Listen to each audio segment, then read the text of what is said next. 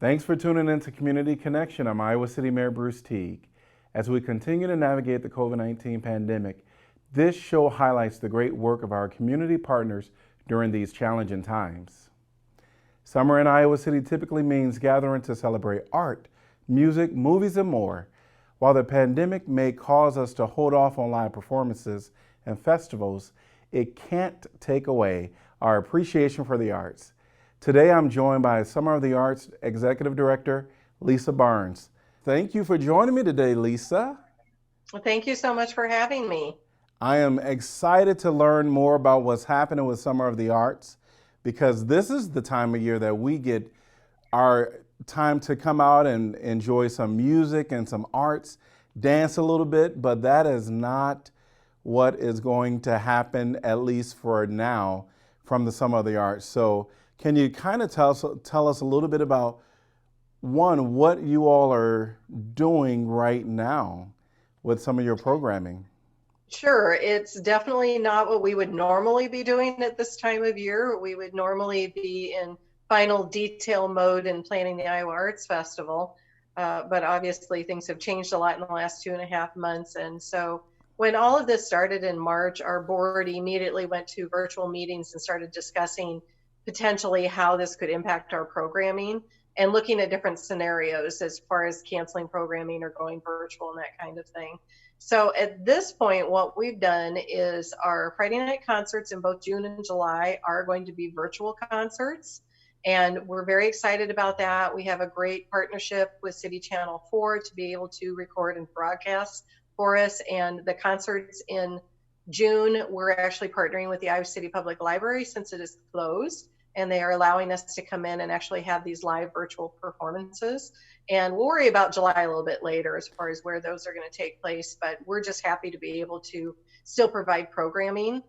And then with the Iowa Arts Festival, that is also going online. We are going to have some live/virtual and pre-recorded performances throughout the weekend of the Arts Festival, which would have been June 5th through the 7th, as well as we'll have our artists on the website. So if you want to check out what they have available and maybe do some online shopping, we're going to have some of our local food vendors running specials that weekend in conjunction with the Iowa Arts Festival. So yeah, just looking at different ways that we can still have some programming available for people, even though we're not going to be all together out on the streets and dancing and Oh, listening to live yeah. music.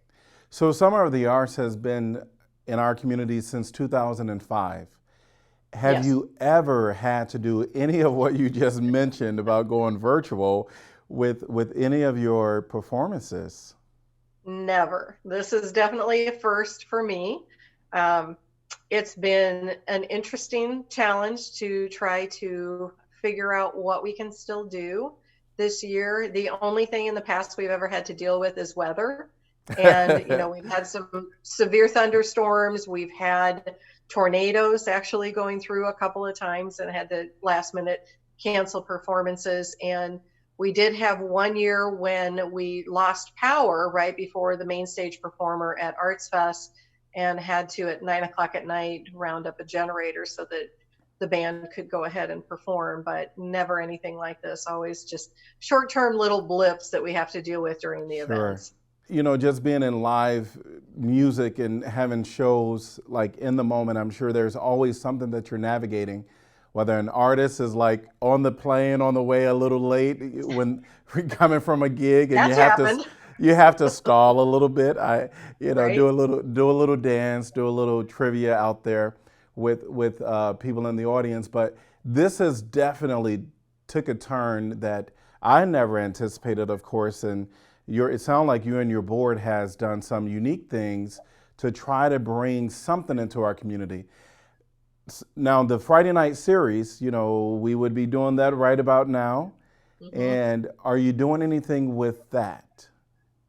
So that is going to be the virtual Friday night concerts in Okay. June from the Iowa City Public Library. So those will be Fridays at 7 o'clock, and they will be 1 hour performances for each of those, and that will be for both June and July. We are still finalizing the schedule for July as we had a lot of split nights with two different bands. And so we're looking at, are there opportunity for us to maybe record a second band and play them at a different date or time, not necessarily in conjunction with the regular Friday night concert series. People love live music, absolutely. And so this is another way to do that. But not only have you all done your live music portion, but you've been doing kind of the Pinterest where you've had a free movie series. And That's so right. I've heard a little bit about an adjustment to that opportunity, a drive-in option. Yes. So again, when all of this hit, the one thing that I kept saying is the free movie series, as much as I absolutely love it and I'm there every week, doesn't attract thousands of people, which is good because it's not made for something like that. It is made for a little bit smaller audience. And so we thought from the beginning that might be something that we could still continue to produce and encourage social distancing, require people to wear masks if they come to the movie, that kind of thing. In addition to that, as we were, thinking about, is this going to be able to happen? We started talking about the possibility of a drive-in movie and how might that work and the logistics involved. We then got notified by the University of Iowa that they weren't going to allow any events on campus through the end of July. And we had already made the decision to cancel our June movies, but that obviously had an impact on us. And the timing actually worked out perfectly because the manager at the Iowa City Municipal Airport had reached out to the downtown district about potentially having a movie out there. So they got referred to me, and we've gone out there and talked to them, and everything's starting to come together. We still have some logistical things that we have to figure out. And the biggest challenge is, I know everybody's excited. And if you're of my age, you actually grew up with drive-in movies. And so it's kind of a nostalgia thing, but there is going to be limited space available. It's not going to be a huge space. We'll probably only be able to allow 50 to 60 cars. So people are going to have to pre-register for that. And we're working on getting that registration form set up and on our website, which will be done in the next week or two.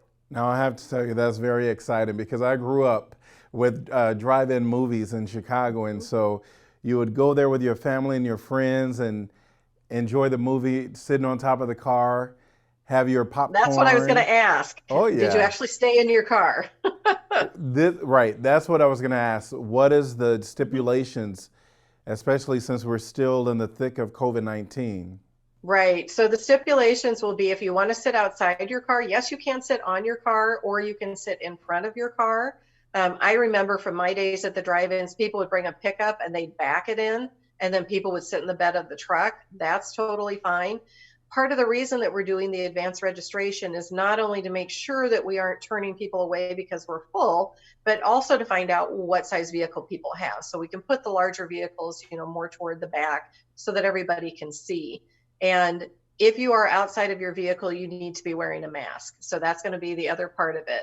We'll have porta potties there with a hand washing station, and that will probably be my volunteer job, is wiping down the porta potties after somebody uses it. But that's okay. We want to make sure that everybody's safe and can have a good time. So I'm willing to do that. It's a great opportunity for families to sign up and go out and enjoy the outdoors. And I know some of the kids here have never experienced it. And so it'd be a great way to do that right here in Iowa City. So thanks for doing that. I appreciate hearing that that's something that you all are taking on. We're very excited. And if things go well, this could easily be something that we carry forward into the future. And whether it's once a month or twice a month or whatever, but to still do the drive-in movies. So, Iowa City has officially said we're not going to do our fireworks. Right. And so 4th of July is the same time as the Jazz Fest. Right. And so are you having any special artists that will be a part of an online series? So the decision was just made very recently that we would not be holding the in-person Jazz Fest. We actually have a committee meeting coming up tonight to determine who we want to work with and what virtual performances we want to have that weekend. But yes, we are still planning on having virtual performances for the Jazz Fest. In addition, because there aren't any fireworks that weekend, on July 4th, we're actually adding a drive-in movie. So that'll be our first one. Nice. And we're going to be showing the movie Independence Day, very appropriate. And we have a couple of special appearances and features that we're working on, hopefully having in conjunction with that movie. I've reached out to our friends at KGA and CBS2 who have broadcast the fireworks in the past and asked if it'd be possible to get some of that video that we might be able to show at the end of the movie. And we may actually have a special musical performance prior to the start of the movie from the back of a pickup truck. So the Soul Fest is also something that you all have done, and it comes up at the end of July. Have you decided what you're going to do there? We're keeping our fingers crossed. We know that Governor Reynolds has opened a lot more things very soon. We're reserving judgment to kind of see how things go, and we will make a decision at our June board meeting as to whether or not we're able to hold the Soul and Blues Festival and what our August programming is going to look like. We just decided that because we have programming throughout the summer, we have 16 weeks of programming. It's not like, another organization that produces one event where it's easy to say, no, the timing is such, we need to cancel this event. We have, 16 weeks of programming. And so we really wanted to do it kind of piecemeal and just see what happens. And we're really, really hoping that we're able to hold that event. Obviously, if we do, we understand that there's still going to be guidelines that we'll have to follow as far as probably social distancing and, having additional hand washing stations available and that kind of thing. But we're really hoping that we're able to actually hold that event July 31st, that weekend. Well, we've seen our governor continue to kind of open up the community in a way, right? And yes, it's my hope that whatever is done, that people within our community do the right thing as far as continuing to social distance and wash hands and wear masks. I think that is really, really key.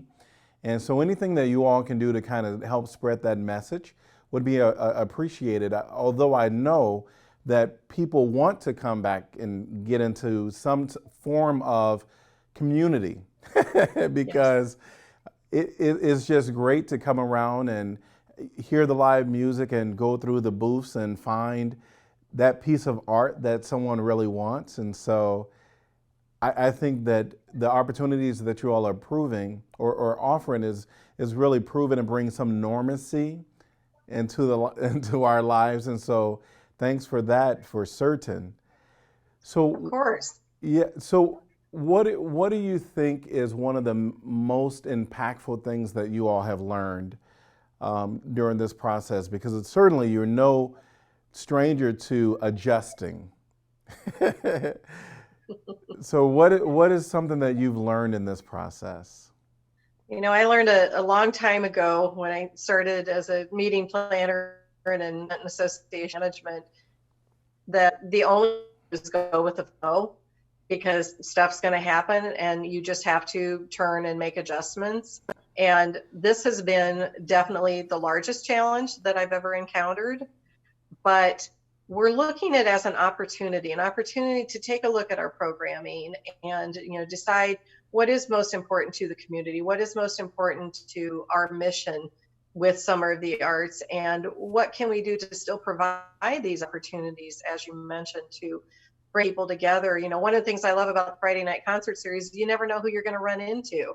And it's that way with all of our events. And so it's been really important. And what I've learned is, keep in mind what the mission is and the community that we're serving and how passionate we are about what we do, and try to be creative and think outside the box. I had a call yesterday from a musician who has some very creative ideas, and hopefully we'll be able to work with this person and get things figured out, because it's going to be something really exciting and unique for our community. And so, being able to do that and think outside the box, that's the biggest thing, and still let people know that we're here. We're not going any place, and we do need the support community, and we want to come back better and stronger next year. I'm so happy that you are doing what you're doing, because it is going to bring some joy to a lot of people that's been isolated for so long. And it's a way for them to do it virtually and it potentially even in person in the near future. One of the other questions that I have just refers to how can people support you all in your work. You've been doing this since 2005. And of course, no matter what the budget situation is, there always is a need for more support. But how can they support your organization as well as any of the events that you all are doing right now? Everybody in this community has been impacted in some way, and obviously it's a lot of small businesses, it's a lot of the arts organizations that have really been impacted by 19. And I'm fortunate that I have still been able to work and we have been able to keep our staff on. But obviously, going from a live event to a virtual event does definitely impact our revenue. So we always want to let people know, as much as we love the city of Iowa City and they're great partners, we're not part of the city. We are our own nonprofit charity. And so we really do need individual support. If people are able to make a donation to Summer of the Arts, it's just summerofthearts.org.